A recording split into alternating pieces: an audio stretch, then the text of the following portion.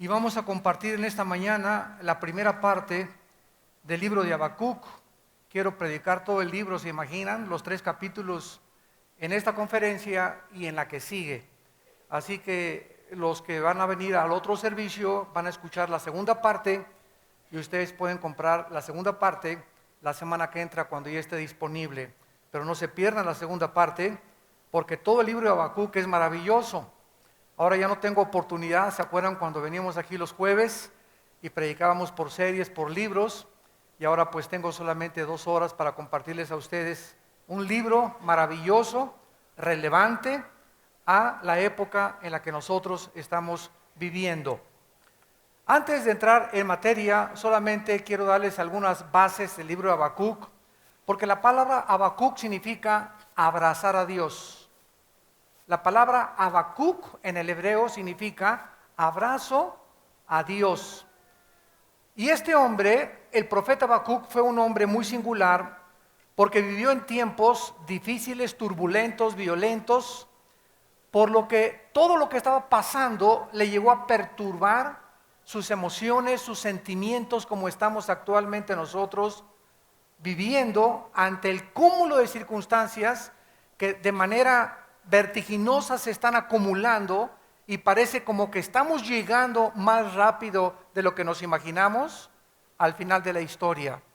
Solamente podemos pensar rápidamente en el huracán Katrina que devastó Nueva Orleans, los incendios forestales en California que acabaron casi con el 40% de la forestación, los grandes derrames petroleros que han infectado el mundo entero, los mares, tanto el Atlántico como el Pacífico, el terremoto en Chile que hizo que por primera vez en la historia se moviera el eje de la Tierra 5 centímetros, las inundaciones en Europa, millones de pájaros y millones de peces están amaneciendo muertos por todas partes.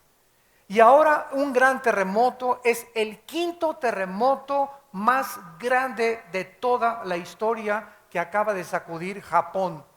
El 5º terremoto más grave de toda la historia y el más fuerte, que alcanzó los 9 grados en la escala de Richter, que hasta ahorita van más de 11,000 muertos ya, aunados con el tsunami. O sea, primero fue el epicentro en el océano Pacífico que hizo que las olas se fueran sobre Japón y comenzó a inundar todas las imágenes en la televisión, ustedes las han visto. Y ahora, aunado al tsunami, aunado al terremoto, 4 reactores nucleares que estaban desarrollando tanto uranio 235 como plutonio, que son los 2 elementos químicos que forman la bomba atómica, y de lo cual nació la fisión nuclear en 1945, cuando 2 bombas atómicas en Hiroshima y Nagasaki fueron soltadas. Ahora es incontrolable uno de los reactores donde está saliendo la radiactividad, y acaban de confirmar que no es uranio, sino es plutonio, que es 5 veces más radiactivo que el uranio. Entonces, estamos viviendo en un mundo que estamos siendo sacudidos por todos lados, aunado a esto la revolución islámica en el Medio Oriente, donde ya las teocracias están siendo derribadas para establecer el mundo musulmán. Ahora la guerra en Libia, donde las Naciones Unidas acaban de autorizar la intervención de las naciones para poder impedirle a Gaddafi que esté matando a los civiles, y donde firmaron un tratado Inglaterra, Estados Unidos, Francia, Nigeria y Canadá. Entonces las naciones que votaron en contra de atacar a Libia fueron Rusia, China y Brasil y Alemania, y son exactamente las naciones que nosotros encontramos en este libro que se llama la Biblia, que comienzan a alinearse de un lado los de la América y del otro lado los de las Chivas. Ya comenzamos a ver exactamente en el mundo quién trae la camiseta adecuada, a quién perteneces tú. Y de la misma forma que las naciones se están alineando y estamos viendo nosotros ya qué grupos están en contra de qué grupos y qué grupos están en contra de los otros, De la misma manera, santos de Dios, Dios está comenzando a dividir su pueblo. ¿Qué quiero decir con esto? Esta es la época donde vas a demostrar si verdaderamente eres cristiano. Porque la iglesia está llena, no solamente esta, todas las iglesias cristianas están llenas de cizaña. Cristo dijo que la iglesia crecería el trigo con la cizaña. Y muchos de ustedes han venido a la iglesia por muchos años, han tomado estudios bíblicos y de acuerdo a la Biblia, así como ustedes piensan que son cristianos, no lo son. Y esta es verdaderamente la época donde tomamos en serio a Dios. Tú ya no puedes solamente creer que porque vienes a una iglesia eres cristiano y porque te sientas a escuchar la palabra de Dios. Cristo dijo, el hacha está puesta a los árboles y todo árbol que no dé fruto. ¿Qué fruto hay en tu vida? Amor, gozo, paz, paciencia, dominio propio. ¿Amas desde que te convertiste apasionadamente a Dios? ¿Amas la Biblia? Si pasan 2 días sin leer la Biblia, ¿sientes que algo te hace falta? ¿Le hablas a la gente o le has hablado a la gente o cuando estás con tus amigos de Cristo? Escúchame, si tú no tienes este fruto, si tú no amas la Biblia, si tú no hablas de Cristo, si tú no amas la pureza y la santidad con pasión, es una mentira de que seas cristiano. Eres religioso. Tal vez tus papás son cristianos, muchos de ustedes tienen papás pastores, pero ustedes no tienen una relación con Jesucristo. Y si Cristo viene hoy en la tarde o mañana en la mañana, se quedan. Se quedan. Y vas a voltear y uno será tomado y el otro dejado. Y vas a voltear, ¿y dónde está tu esposa? Y mi esposo desapareció. ¿Y mis papás dónde están? Millones de niños van a desaparecer de todos los hospitales y en el mundo entero de las cunas, porque los niños van a desaparecer también. Cristo dijo que los niños era el reino de los cielos, se irán junto con nosotros, pero se quedarán millones de personas que se creían cristianas. Y cuando vean que es de a de veras el arrebatamiento y que desaparecimos millones de personas, ustedes los que fueron carnales o nunca fueron cristianos, tal vez después se van a convertir y son ustedes los que van a atravesar la grande tribulación. Porque si crees que ahorita el mundo está mal, no te imaginas. Dice en Lucas 21 que los hombres van a desfallecer. Van a tener ataques al corazón fulminantes de la expectación de las cosas que vendrán sobre la tierra. Las próximas cosas que vendrán son meteoros que van a comenzar a azotar el mundo. Los tsunamis van a aumentar. Dice la Biblia, las gentes espantadas por el ruido de las olas y del mar. Así que todo esto que estamos viendo ahorita es como Pinocho comparado con lo que se viene. Y es el momento, dijo Cristo, cuando vean todas estas cosas que la Biblia realmente nos advirtió de ellas, levanten sus cabezas. Quita tus ojos ya del mundo, de la vanidad, de las vanidades ilusorias, de todas las cosas que el mundo nos ofrece. Quiten sus ojos ya del mundo, levanten sus ojos, pongan su mirada en Cristo, en las cosas de arriba, donde nuestra vida está escondida en Él. Ya basta de creer otra vez que el mundo te puede ofrecer algo. El mundo solamente es vanidad, jaja, jijiji, jojojo, el triunfo del amor.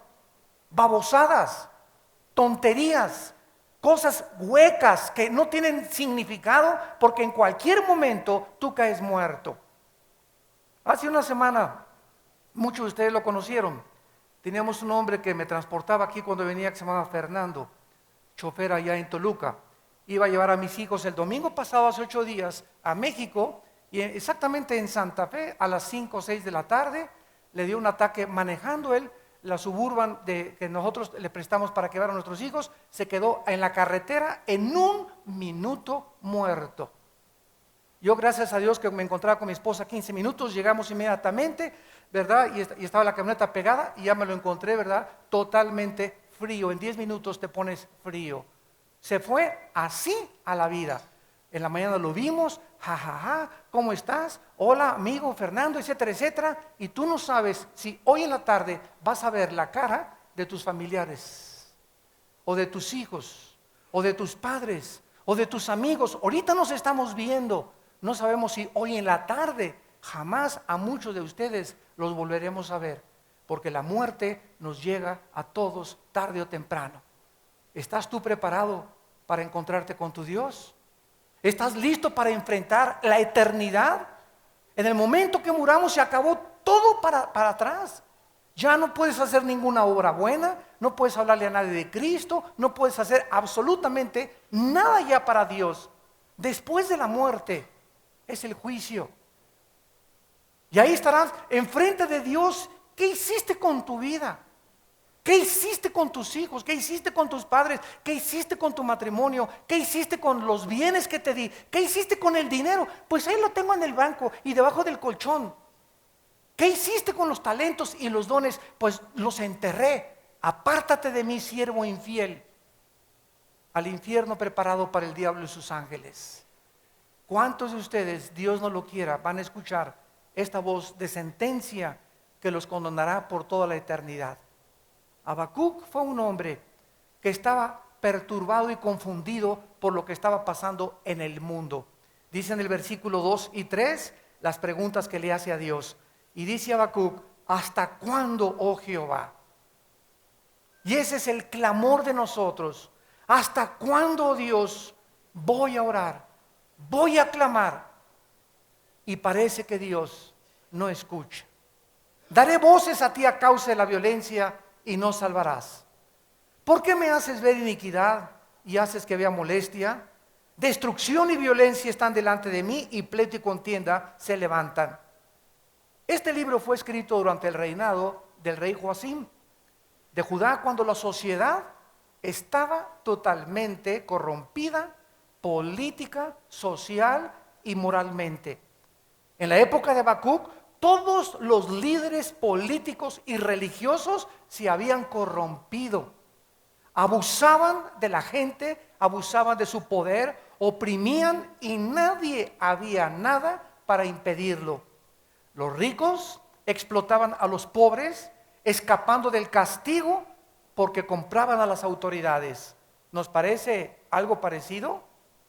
La ley era ignorada o torcida a la conveniencia de los influyentes. Las cortes de justicia eran corruptas y los jueces no les interesaba nada más que el dinero. Las calles estaban llenas de violencia, muertos por todos lados, crímenes, violaciones, secuestros y robos al por mayor. ¿Creen ustedes que esa sociedad se parece a la de nosotros?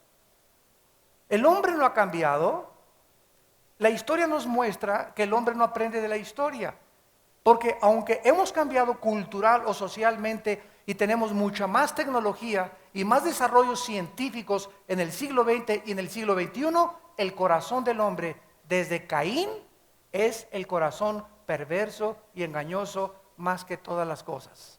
No ha cambiado absolutamente el corazón humano. Así que podemos nosotros aprender en esta mañana que este libro nos va a enseñar que aun cuando vivamos en los tiempos que estamos viviendo, difíciles, violentos, inseguros, amenazadores, esta es la lección que nos enseña el libro de Habacuc. Debemos aprender a esperar y a seguir confiando en las promesas de Dios, porque aunque parezca que la maldad aumenta y Dios no hace nada para evitarlo, no significa que en el tiempo de Dios el hacha del juicio va a caer en este mundo. Y ya ha comenzado los juicios de Dios sobre muchas naciones en este mundo. Veamos en primer lugar las tres preguntas de Habacuc de un poco más de cerca. Habacuc le estaba preguntando a Dios: ¿por qué hay tanta maldad? ¿Has preguntado esto a Dios?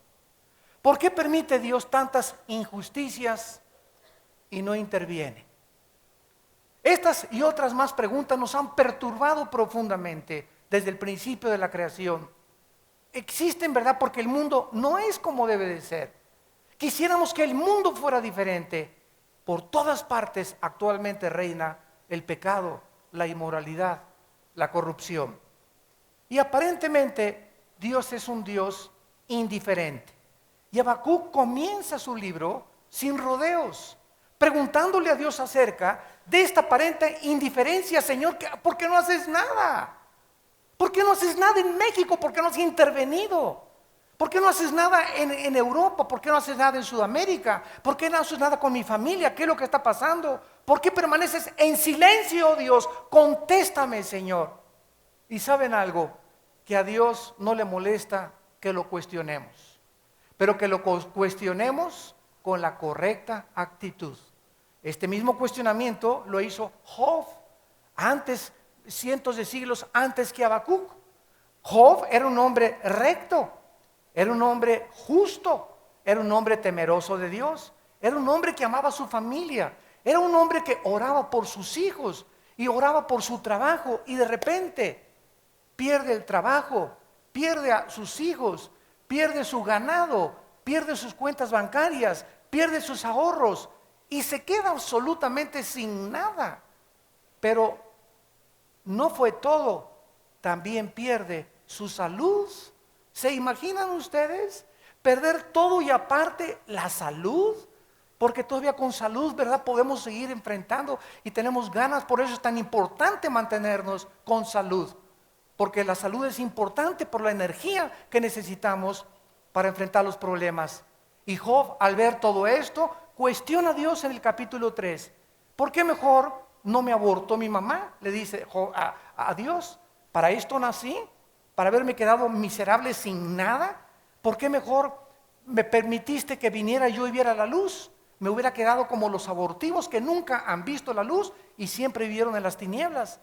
Y sin embargo Dios nunca reprocha a Job. ¿Por qué? Porque lo hizo con la actitud adecuada. Vean la diferencia.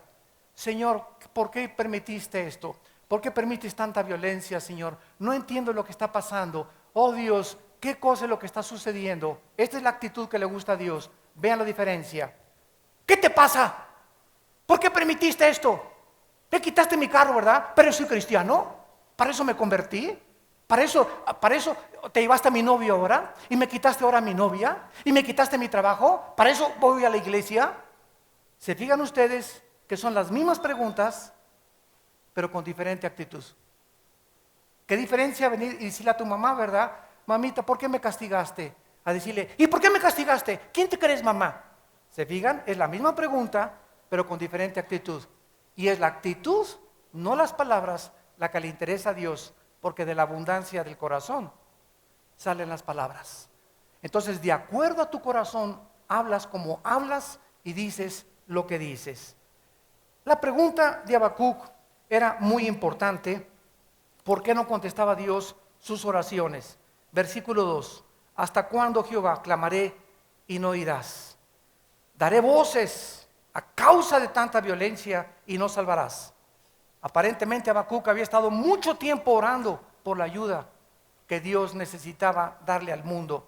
Su oración había sido con grande urgencia, con grande clamor y con grande rebelión por la rebelión de su pueblo. Y vean ustedes, como vamos a ver, cómo Dios le contesta a Habacuc después sus oraciones. Pero ¿cuántos de ustedes no tienen todavía respuestas de oración porque creen que le preguntan a Dios, Señor, sana a mi perrito, Señor, sana a mi hijo, Señor, sana a mi papá, sana a mi hijo, y jamás le vuelven a orar? Dice en Efesios 6, versículo 18 en el Nuevo Testamento, orando en todo tiempo. Vas en el coche, Padre, te pido por mis hijos. Vas caminando en la calle, vas orando, orando en todo tiempo. Orar es platicar con Dios. Es una costumbre que ya se hace un hábito en tu vida. Vas en tu motocicleta, vas en tu bicicleta, vas donde quiera que estás, tienes un contacto con Dios, estás hablando con Dios, orando en todo tiempo. ¿Oras tú ya de esa manera? Independientemente de tu devocional en la mañana, en el tiempo que pasamos con Dios, podemos todo el día estar en contacto con Dios, orando en todo tiempo, con toda oración y súplica en el Espíritu, velando en ello con toda perseverancia y súplica. ¿Por cuántos? Por todos los santos. ¿Por cuántas personas? Por favor, tomen en serio estas palabras, porque nos acercamos al final de las cosas. ¿Por cuántas personas oras tú diario? No me digas. ¿Tienes una lista en tu casa de por lo menos 10 personas por las cuales oras desde hace 1 o 2 años? Tu mamá o tu papá que no son salvos, tus hijos, tus pastores. 10 personas tienes, 5 personas tienes por las cuales vas en tu coche. Padre, te pido por Pepita. Mira que se está divorciando, fortalécela, Señor. Y tienes a Pepita en tu corazón desde hace 3 o 4 meses. ¿Por qué? Porque tienes la carga. Al entrar en contacto con Dios, Dios nos da la carga para orar unos por otros. ¿Cuántos de ustedes oran por nosotros los pastores todos los días? ¿Cuánto necesitamos? ¿Sabe una cosa? Nosotros estamos al frente de ustedes y a mí es a que me llegan las balas, no a ti. El ataque contra la iglesia va contra los líderes. Y a mí el diablo me va a calumniar, me va a deprimir, me va a desanimar, va a atacar a mis hijos, va a atacar mi matrimonio, va a atacar mi salud, va a hacer lo imposible para impedir que esté al frente de ustedes animándolos, echándoles porras, hablándoles la palabra de Dios, por lo cual nosotros necesitamos que ustedes sepan que nosotros somos el blanco. Estamos al frente, somos los que recibimos las balas en lugar de ustedes. Somos como un escudo ante ustedes. Dice Hebreos 13:7 que los pastores velamos por vuestras almas. ¿Cuántos de ustedes han sido salvados sin que lo sepan de peligros? Porque los pastores estamos orando por ustedes. ¿Cuántos de ustedes han podido salir adelante por las oraciones de sus líderes de su iglesia? Y sin embargo las ovejas no reconocen todavía la autoridad de sus pastores y no los llevan en el pectoral, en el efod, cuando entran a la presencia de Dios. Así como el sacerdote en el Antiguo Testamento entraba al lugar santísimo con el efod, con las 12 piedras que representaban las 12 tribus de Israel, diciéndole a Dios: Señor, vengo a representar a tu pueblo en las piedras estas ante tu presencia. Vengo a interceder por tu pueblo, Señor. Cuando tú te acercas a Dios, ¿a quién llevas en tu corazón? ¿A quién representas? ¿A qué miembros de tu familia representas cuando vienes a la presencia de Dios? En segundo lugar, dice Habacuc, versículo 2, ¿por qué Dios no respondes a causa de tanta violencia? ¿Por qué Dios no trataba de intervenir con la violencia en el mundo? La palabra violencia es interesante en el hebreo, es Hamas. H-A-M-A-S, Hamas. Es el nombre del grupo terrorista en Israel que trata de exterminar a Israel. Hamas, que significa violencia.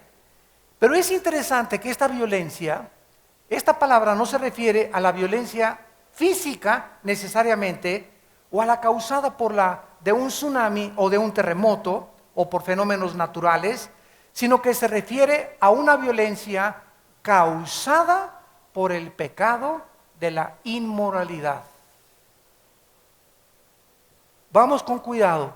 Cuando hay mucha inmoralidad en una nación, hay violencia. Todo está entretejido. Nos debe sorprender la violencia que hay en México cuando en la televisión tenemos telenovelas donde ya hacen el amor, donde ya hay un libertinaje sexual por todos lados, donde las letras de las canciones están tratando de pervertir los matrimonios y las relaciones entre los jóvenes. ¿Nos debe sorprender eso? La inmoralidad tan grande a las 11 de la mañana y las vulgaridades, la ropa que usan en la televisión las artistas y las vedettes. ¿Nos debe sorprender de que haya tanta violencia? Pues la Biblia nos dice, y no un psiquiatra, sino que el pecado de la inmoralidad es lo que produce la violencia. Cuando en un hogar hay inmoralidad, hay violencia dentro del hogar, de los padres contra los hijos y los hijos contra los padres. Porque la inmoralidad produce que los demonios de la violencia comiencen a alborotar los sentimientos y las emociones de las personas. Esta violencia fue una de las causas del diluvio universal. En Génesis 7, versículos 11 y 13, es la misma palabra jamás, que por la violencia en la tierra, Dios castiga el diluvio. También contiene el contenido del significado de la corrupción total. En otras palabras, ¿por qué Dios permite tanta violencia, tanta apostasía y rebelión de su propio pueblo? ¿Por qué permite Dios que los malos prosperen? ¿Y parece que les va muy bien a todos los malos? Bueno, dice en el libro de Eclesiastés, capítulo 8, versículo 14, Salomón: hay vanidad que se hace sobre la tierra. Hay justos a quienes sucede como si hicieran obras de impíos. Y hay impíos a quienes acontece como si hicieran obras de justos. Digo que también esto es vanidad. ¿Por qué permite Dios estas cosas? Porque Dios nos dio la libertad de nosotros manifestar nuestro libre albedrío. Tú puedes hacer con tu conducta hundir a tu casa, hundir tu matrimonio, hundir a tus hijos. Y los hijos pueden preguntar: ¿por qué permites esto? Porque tu papá te contesta: Dios es responsable, yo no soy responsable. Ahora, si tu papá te hizo esto o tu madre te hizo esto, tú no tienes por qué seguir el ejemplo de tu papá o de tu mamá. Si en tu casa hubo divorcio, si en tu casa hubo abortos, si en tu casa hubo abusos sexuales, etcétera, etcétera, tú no tienes por qué seguir el mismo camino de tus padres, porque ahora tú me conoces y ahora tú puedes cambiar la cadena para que de aquí en adelante tus hijos y la generación después de ti no cometan los errores que cometieron tus antepasados. Nadie puede tener excusa delante de Dios. Y dice Habacuc finalmente en el versículo 3 que por qué Dios parecía que tolerara el mal. ¿Por qué me haces ver iniquidad? Destrucción y violencia delante de mí, pleito y contienda se levantan. Esto nos revela el grado de apostasía y corrupción al que el pueblo se había hundido. Profetas como Jeremías, Miqueas, Joel y Amós describen con más detalles la depravación moral en que cayó Judá. Tanto políticos como líderes religiosos eran culpables de esta maldad y corrupción social, pero ¿por qué había permitido Dios? Esa era la pregunta de Habacuc. Señor, está todo infectado. ¿Hasta dónde vas a intervenir? ¿Cuándo vas a meter la inyección? ¿Cuándo vas a cortar el cáncer?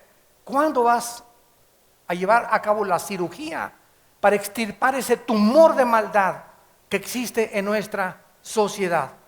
Bueno, en el versículo 4 dice Habacuc, antes de terminar su cuestionamiento, lo que él puede percibir que el pecado causa en una sociedad.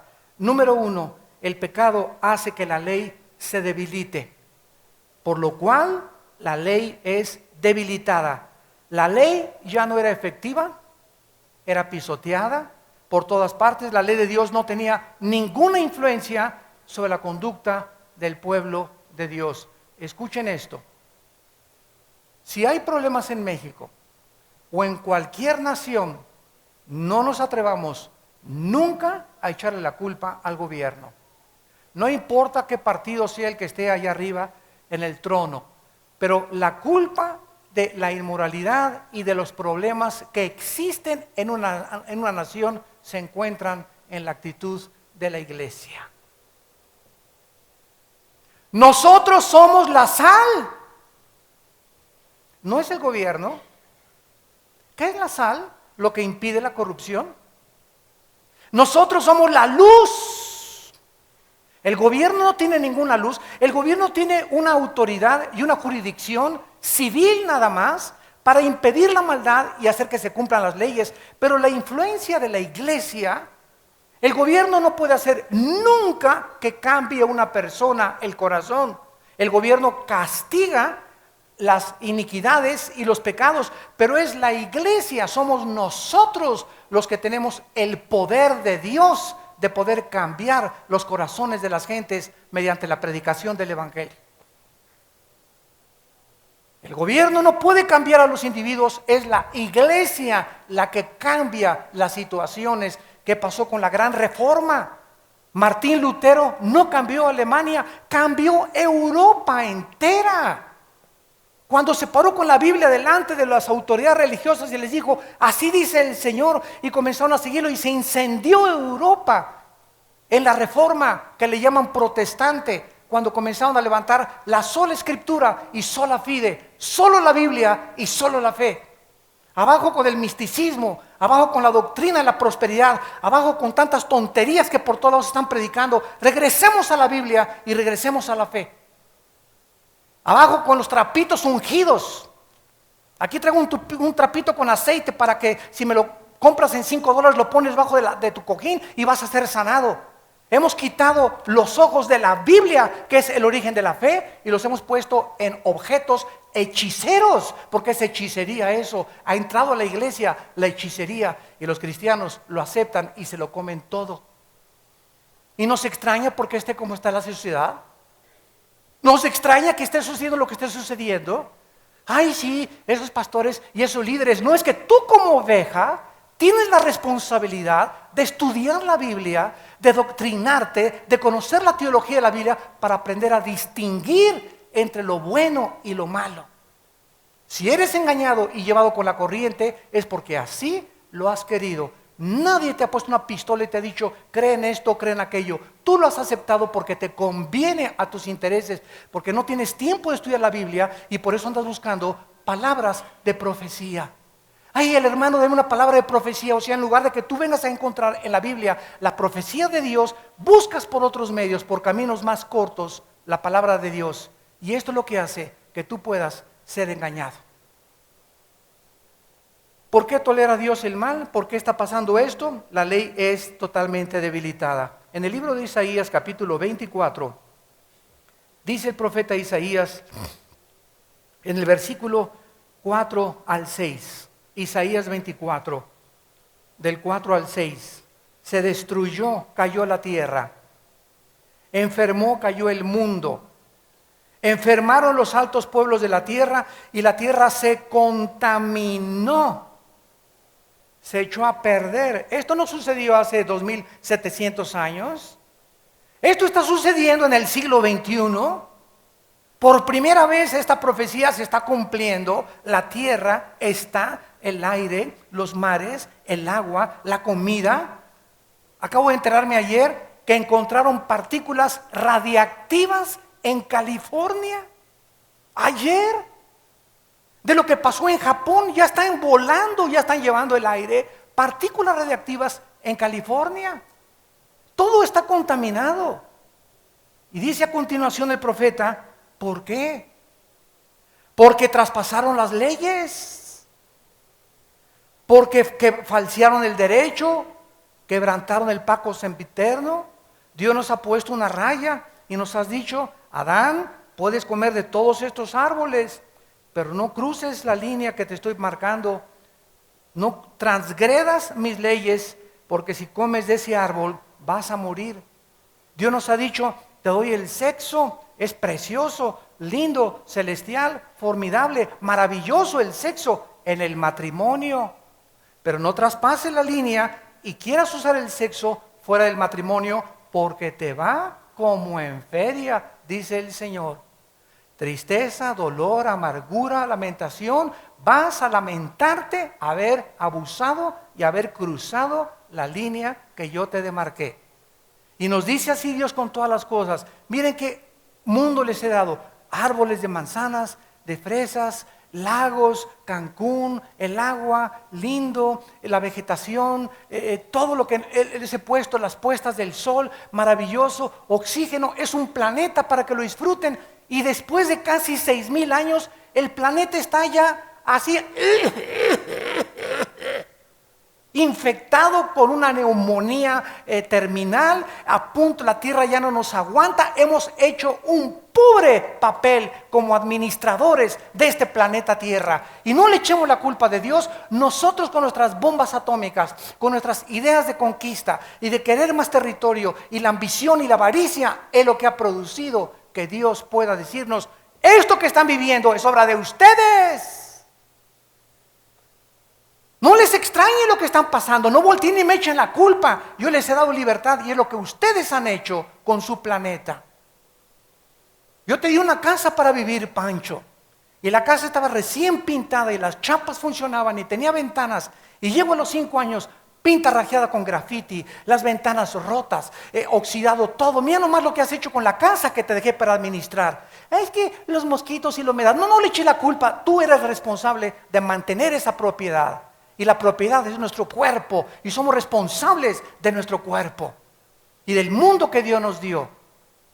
Hemos falseado las leyes, hemos transgredido el derecho que Dios nos ha dado, y nos quejamos todavía de que el mundo se encuentre en las condiciones en que se encuentra. En segundo lugar, dice en el versículo 4, Habacuc 1:4, la justicia igualmente se ha corrompido. El juicio, dice, no sale conforme a la verdad. Los ricos y poderosos explotaban a los pobres, a los obreros, a los esclavos, a los siervos, a los niños y a las mujeres. Lo mismo que ahora los esposos descendientes de Zapata, machos que golpean a su mujer y la agreden y la oprimen psicológicamente, y quieren que Dios conteste sus oraciones. Esta opresión sobre tu mujer, sobre tus hijos, sobre tus empleados, sobre cualquier persona, es hechicería. Tratar de controlar a las personas para que hagan lo que a ti te da la real gana, como muchos dictadores ahorita en el mundo están controlando que la gente no salga de su nación y que hagan esto y el otro. ¿Qué derecho tienen ellos de hacer eso con miles de personas? Ellos no son dueños de las vidas, ningún gobernante es dueño, ningún gobernante nos puede decir cómo educar a nuestros hijos. Esto nos pertenece a nosotros. El gobierno no puede hacer leyes en la escuela y decirles: aquí está la nueva doctrina de la homosexualidad, aquí está este folleto para que le digan a sus hijos cómo crecer con un matrimonio gay. El gobierno no tiene ese derecho, esto nos corresponde a nosotros, y cuando el gobierno usurpa el gobierno civil y brinca y transgrede las leyes que Dios le demarcó, en ese momento el gobierno es juzgado por Dios. Porque somos nosotros los responsables de enseñarles a nuestros hijos la moral, la educación que queremos para ellos, porque para eso somos sus padres, no el gobierno. El gobierno se está saliendo ya en muchas naciones de sus límites que Dios ha establecido, por lo cual la justicia se está corrompiendo. En tercer lugar, dice el versículo 4, y por eso el impío asedia al justo. Los pocos justos que quedaban eran perseguidos, se burlaban de ellos, los oprimían, los marginaban, y los justos no sabían a quién volverse para pedir ayuda. ¿Se parece a nuestra sociedad? ¿Qué hacemos, amados santos, en estas circunstancias? Dice el Salmo, capítulo 37, estas palabras: siempre, siempre vengamos a la Biblia para que nos dé la Biblia la respuesta. Dice el Salmo 37, del 8 al 9, deja la ira. Número 1, ante las circunstancias que estamos viviendo, la propensidad es enojarnos. ¿No es cierto? ¿No es verdad? No caigamos en la trampa de enojarnos. Bueno, el enojo es una emoción natural. Y pasa algo y brincas y bueno, ya, ¿verdad? Pero dice en Efesios que no se ponga el sol sobre tu enojo. O sea, ya te enojaste, pero no dures 2 días enojado. 3 días enojado. ¿Por qué? Porque aparte de hacerte mal, física, mental y espiritualmente, le abres la puerta a Satanás. Hace unos días descubrí algo que ha transformado mi vida, mis pensamientos, como no se imaginan. La clínica Mayo de Rochester en Estados Unidos y el Hospital Hopkins de Estados Unidos y los más prestigiados hospitales de Europa han coincidido todos, las mejores clínicas y laboratorios del mundo han coincidido en que el origen, el 90% de las enfermedades físicas, mentales y espirituales tienen una sola raíz. Se llama el estrés. Qué increíble que el estado interno que tú puedas tener pueda producir, sin que te des cuenta, problemas del corazón, problemas del hígado, hasta el psiquiátrico puedes llevar. ¿De qué le estoy hablando? ¿Qué cosa produce el estrés? El enojo, la ira, la depresión, la inseguridad, el temor. Todas estas actitudes negativas te producen un estado de tensión que se llama estrés. ¿Y qué hace el estrés? Físicamente te debilita el sistema inmunológico de tu cuerpo. O sea, las defensas que tú tienes en tu cuerpo orgánicamente contra las enfermedades, el estrés se las comienza a comer. Y eres una persona como un castillo sin ninguna muralla, bajadas las murallas, abierto al ataque de las bacterias, de los microbios, de los demonios, del enemigo. El estrés es la causa del 90% de todas las enfermedades físicas, mentales y espirituales del ser humano. Qué grande Cristo, qué grande consejo nos dio Cristo: por nada estén afanados. Filipenses 4:6. Por nada estés afanado, no seas enojón, deja la ira, desecha el enojo. Mi paz os dejo, mi paz les doy. ¿Por qué es tan importante que vivamos en paz con nosotros mismos? Para vivir con salud, para pensar mejor, para vivir muchos más años, para tomar decisiones guiadas por el Espíritu, porque si no hay paz en mi vida, el Espíritu Santo no me puede guiar. ¿Podrá el Espíritu Santo guiar a una persona que está así?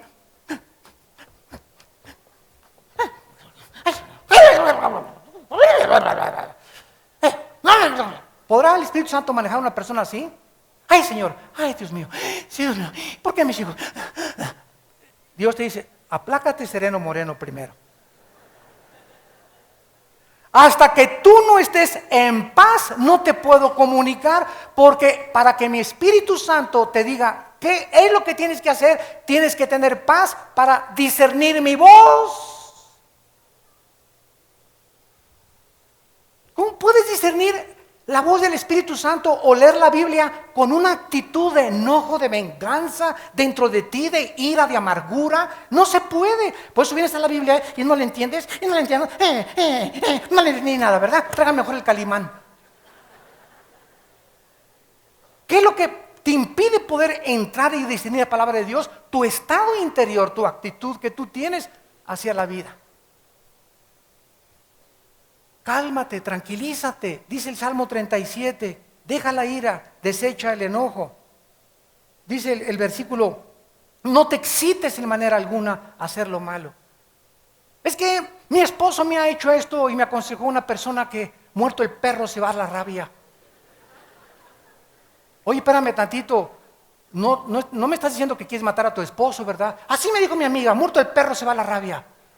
Dije: bueno, eso es el consejo del mundo, pero en tu corazón hay amargura y venganza. Y sabes una cosa, saca eso primero de tu vida para que sepas qué hacer. Y entonces Dios, cuando vea que contigo comienza y sacas esa actitud, Dios va a cambiar a tu esposo o lo va a alejar de tu vida. Pero si no mantenemos nosotros una actitud de santidad y de ecuanimidad y de tranquilidad y de confianza en Dios, Dios no puede tratar con nuestros problemas. Y ¿sabes una cosa? Te vamos a ir a visitar el año que entra al manicure. Ahí vas a acabar en el psiquiátrico o con pastillas tranquilizantes, porque esa actitud no la has podido controlar ni manejar, porque tus emociones se han apoderado de tu mente. Eres prisionero de tus emociones y de tus sentimientos, cuando es el espíritu el que debe de gobernarnos y no el alma ni tampoco nuestro cuerpo. Los malos perseguían a los justos y dice la Biblia: no te enojes, tranquilízate, eres mi hijo, estoy en control. Y finalmente encontramos en los versículos del 5 al 11 la respuesta inesperada de Dios. Habacuc creía, como muchos de nosotros creemos muchas veces, que Dios nos va a decir: Habacuc, mañana acabo con todo. Mañana te quito al caimán de tu esposo. Mañana te quito a la leona de tu esposa. Mañana te quito a tus papás. O mañana te arreglo esto, tu novio va a hacer que regrese. Mañana encuentras trabajo. Amados santos de Dios, los caminos de Dios no son nuestros caminos. Y vuelvo a repetir, para que puedas discernir la voz de Dios, necesitas tener paz, número 1. Así que ponte hoy, antes que cualquier cosa que esperes de Dios, ponte en paz contigo mismo. Saca esas actitudes negativas de tu vida, ponte en paz, Señor. Aunque tú me matares, como dijo Job, en ti seguiré esperando.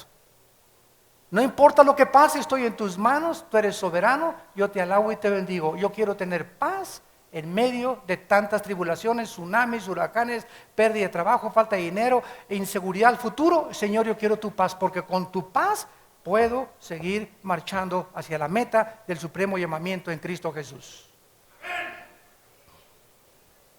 En el versículo 5, Dios le contesta lo inesperado a Habacuc y le dice: mira entre las naciones y ve y asómbrate, porque haré una obra en tus días que aunque lo contare no lo creeréis. Ah, qué padre, Señor, yo sabía que vas a hacer puros milagros y campañas de sanidad y vas a demostrar tu poder con el Espíritu Santo y se va a llenar de milagros el mundo y de avivamiento el mundo. Es lo que todos queremos, ¿verdad? Y es lo que se sigue predicando. La Biblia no enseña que va a haber un avivamiento antes de que Cristo venga. No sé de dónde sacaron eso, ¿verdad? Tal vez de la Biblia del Mormón. Pero mi Biblia, no sé lo que diga tu Biblia, pero mi Biblia dice que antes de que Cristo venga la apostasía. Viene el debilitamiento de la fe y el apartamiento de las verdades de Dios y la apostasía del pueblo de Dios, donde el pueblo de Dios menos y menos van a estudiar y leer la Biblia. Menos y menos van a orar y menos van a confiar en Dios, pero Dios va a guardar un remanente de todas las iglesias. Entonces Dios le dice: voy a hacer una obra maravillosa que todos se van a asombrar. ¿Cuál es, Señor? ¿Cuál es, Señor? Versículo 6. He aquí yo levanto a los caldeos, nación cruel y presurosa que camina por la anchura de la tierra para poseer las moradas ajenas. En aquel tiempo Judá estaba gobernada por los asirios. El imperio babilónico todavía no había conquistado a los asirios ni había gobernado a Israel. Y Dios le está diciendo a Habacuc: ¿sabes una cosa, Habacuc? Las cosas se van a poner peores. Porque hay una ley que dice que para que las cosas mejoren se tienen que poner peores primero. Y antes de que Dios haga algo, Dios permite que lleguen las cosas a su extremo para entonces Él intervenir. ¿Qué hizo Dios con Israel cuando lo sacó de Egipto? El Señor, gloria, gloria al Señor, Señor. Y de repente llegan al Mar Rojo y voltean y aleluya, Los egipcios detrás de ellos. Ellos creían que ya, ¿verdad? La tierra de Canaán y todo fácil, etcétera, etcétera. Los egipcios detrás de ellos y enfrente de ellos el mar. Atrapados entre la espada y la pared. Dios es experto en arrinconarnos. A Dios le encanta llevarnos a un rincón. No nos abre las puertas tan fácilmente, nos lleva y nos arrincona para que en ese rincón digas: ¿de dónde vendrá mi socorro? Mi compadre el gobernador, mi amigo el diputado, mi cuenta en el banco, mi cuenta de ahorros. No, mi socorro viene de Jehová, que hizo los cielos y la tierra. Dios quiere saber ahí qué vas a hacer.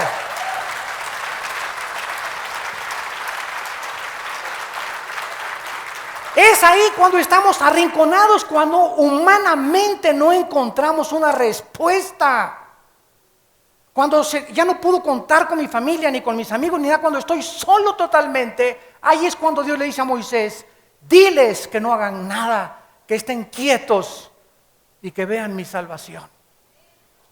Y no es hasta que te pones en paz con Dios y te quedas quieto y ya no, y que mi abogado, y que esto y que el otro, y que por ahí por allá, ponte en paz con tu Señor y déjalo a Él actuar.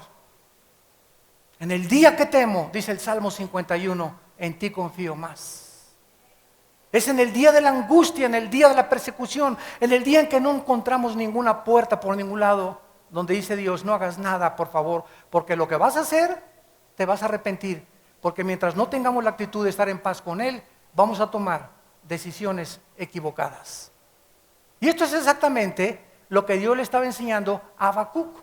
Voy a levantar una nación, se va a venir contra ustedes y les va a ir como en feria.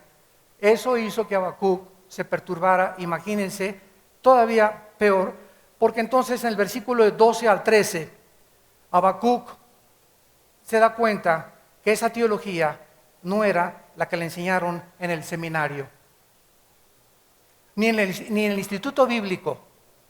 En el instituto bíblico, en el seminario, gracias a Dios por estas escuelas, nos enseñan teología, pero los caminos de Dios los aprendes caminando con Él. La escuela te puede decir, ¿verdad? El seminario teológico, esta es la fe, y esta es la justificación, y esto es el otro, pero nadie me puede enseñar cómo conocer a Dios más que en mi vida personal. Entonces, la teología de Habacuc se derrumbó, porque dice el versículo 12, ¿qué no eres tú desde el principio, oh Jehová Dios mío, santo mío? No moriremos. Oh Jehová, para juicio lo pusiste y tú, roca, lo fundaste para castigar. En otras palabras, oh Dios, a ver si te entendí bien. Tú eres un Dios santo, yo te conozco, Dios. Y además tú eres un Dios justo.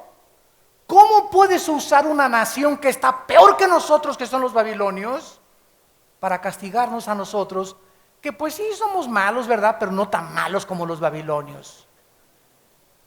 Y eso lo sacó de onda totalmente. Y él no entendía por qué Dios iba a usar a una nación idólatra, sanguinaria y pagana como Babilonia para castigarlos. Él sabía que ellos merecían el castigo. Sin embargo, los babilonios merecían uno peor. ¿Cómo puedes tú, Dios? Tú eres justo. ¿Cómo nos vas a castigar a nosotros más que a ellos? A ellos sí dales en toda la torre y que les caigan las piedras en las cabezas y que se mueran y que eches polvo. Nosotros somos malos, pero no tan malos como ellos. Y esa teología, ¿verdad?, prevalece todavía en muchas iglesias y en muchos cristianos. Sin embargo, Dios es soberano. Y Dios le enseña a Habacuc que en su soberanía, Él puede usar el instrumento que a Él le dé la gana. Lo que a Él le parece mejor para castigarlos. Pero los iba a castigar, sí, pero no los iba a destruir del todo, porque iba a quedar en medio de ellos un remanente. Algún día, cuando el juicio de Dios caiga sobre una iglesia, hay un remanente de cristianos que Dios va a hacer a un lado y no les va a ir como a los demás. En todas las iglesias, en esta iglesia, en todas las iglesias del mundo, hay un remanente. ¿Qué significa esto? Un grupo muy pequeño de verdaderos cristianos, fieles, santos, que viven en comunión con Dios y que por ellos Dios no castiga a muchos como debería de castigarlos. Cuando Dios destruyó a Sodoma y Gomorra, le dijo a Abraham, encuéntrame 50 justos. No le dijo, si me encuentras más de 500 sodomitas, destruyo Sodoma. No, Dios no estaba buscando a los pecadores. Dios estaba buscando cuántos justos para no castigarlos. Señor, no encontré 50, 40, por 40 los perdono. 30, por 30 los perdono. Señor, no encontré ni 45, ni 30, ni 20, no encontré a nadie justo, Señor. Voy a destruir a Sodoma y a Gomorra. No por el pecado de los sodomitas, porque aunque es pecado, no es la causa de mi ira. Dios se enoja cuando los justos desaparecen y ya no tienen un testimonio ante el mundo. En tu casa, tu mamá está mal, tu papá está mal, tus hermanos están mal, pero tú estás bien. Mientras tú te mantengas en tu casa en santidad, en paz, interviniendo, Dios va a tratar con tus hermanos y con tus papás. Pero si tú te vas con tus hermanos al mundo igual que todos los demás, ya Dios no tiene una lámpara para alumbrar en tu casa. La oscuridad ha cubierto tu familia. Cuando aquí en México ya los cristianos no damos testimonio y no alumbramos con la verdad, entonces los malos triunfan cuando los buenos no hacen nada. Dios quiera que en esta iglesia y que muchos que nos escuchan por televisión haya cristianos consagrados que están impidiendo que Dios juzgue a esa iglesia o a esa ciudad o a esa nación. Y finalmente la paciencia de Dios es cuando Dios en el capítulo 2 le da la respuesta final a Habacuc y Habacuc toma la solución que él debería de tomar delante de Dios. Le dice Dios a Habacuc, entonces Habacuc ya escucha que Dios es justo y todo, y ya Dios no le contesta. Y entonces Habacuc toma la decisión que debemos todos nosotros tomar en este tiempo en el que estamos esperando. ¿Qué va a pasar? ¿Viene Cristo mañana?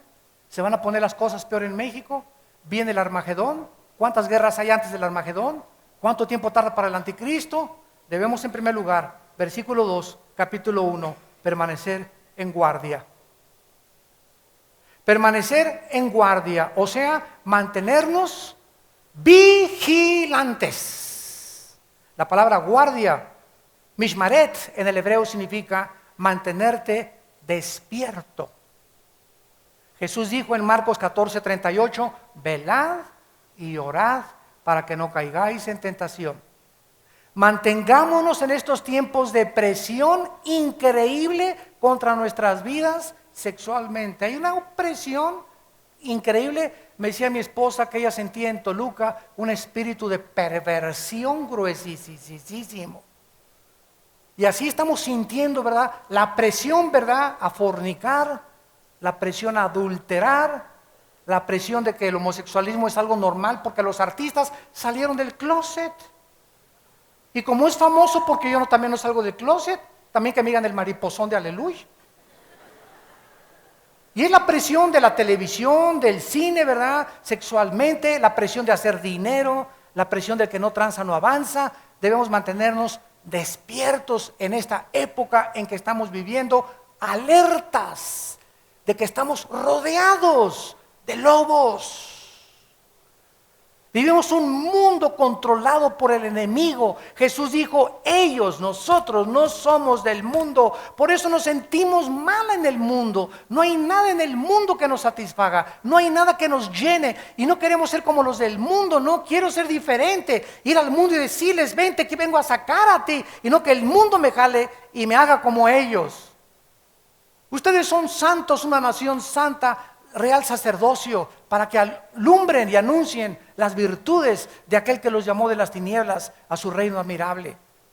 Si no alumbramos nosotros, como una lámpara se puede meter debajo de la mesa, subamos la lámpara y alumbremos, para que el mundo vea la justicia y vea la verdad de Dios a través de las Escrituras y el testimonio que demos de la resurrección de Jesucristo. Sobre mi guarda estaré, y dice Habacuc, sobre la fortaleza afirmaré mi pie, o sea, me voy a mantener vigilando sin moverme. Ya no voy a andar para acá y para allá, me voy a quedar quieto, me voy a levantar temprano, voy a orar, voy a mantenerme quieto, voy a estudiar la Biblia, voy a pasar más tiempo en oración. Y dice Habacuc, velando, manteniéndome despierto, cerca de Dios, para esperar la respuesta de Dios. ¿Qué hago con mi matrimonio? No hagas nada absolutamente ahora.